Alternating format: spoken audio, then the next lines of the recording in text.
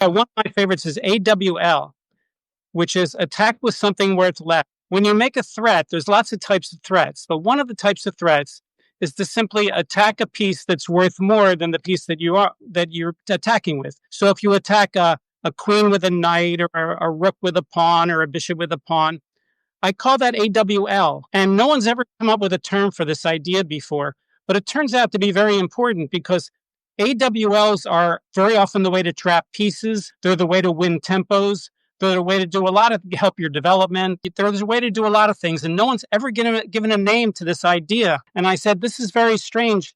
This is such a common idea, and it occurs in almost every single game that you can do AWLs. And when I tell people to look for threats, I say, start with your AWLs. Why? Because if you have a general threat, there's generally lots of ways to meet a general threat. You can move the piece, you can block it, you can take it, you can counterattack, you can do lots of things. But when people AWL you, 98% of the time, you're forcing them to move that piece. The other things don't work. You can't guard a piece. If I attack a rook with a pawn, you can't guard it with a pawn and trade it. So AWLs are stronger threats because they lower the possibilities for meeting those threats.